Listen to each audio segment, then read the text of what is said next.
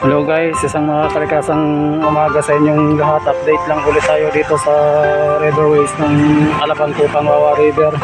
Isang linggo namin itong hindi nabalikan dahil po nagpunta kami sa ibang area. Pagkita ko lang po sa inyo yung kung gaano karami yung basura sa loob ng isang linggo na hindi namin po nabalikan. Ito po, bali ngayon dito kami naglilinis kasi binibisita namin to. Ayan, papakita ko po sa inyo kasi gaano karami sa loob ng isang linggo.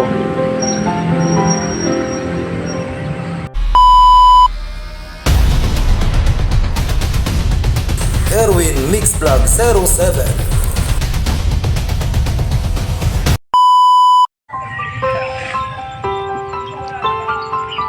Ilang weeks to hindi tayo nakapunta dito?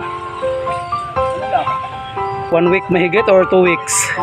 1 week lang tapos ganito na kaagad karami yung basura na bumalik ulit. Ilan? 1 linggo lang tapos ganito na kaagad kadami ulit.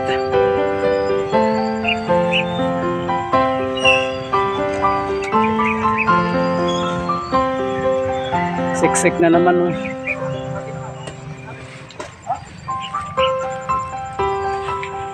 Ganito katindi magtapo ng basura yung mga tao, tapos pag nagbara yung mga yung mga ilog, sisihan. Pero sa tao rin may kasalanan. Sila rin.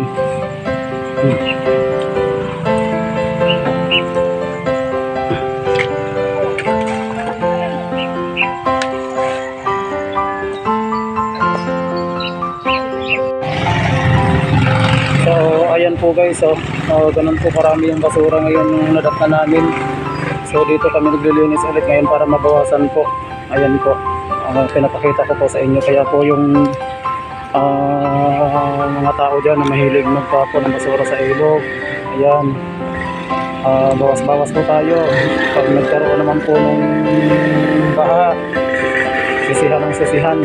Pero alam naman po natin lahat, mga tao din pong may gawa. Kaya po sana paguhin na po natin yung mga pag-uugali natin. In-update ko lang po ito. So yun lang po. At bago ko makalimutan, pag napadaan po kayo sa channel ko, paki-subscribe na lang po, paki-share po and like. So yun lang po.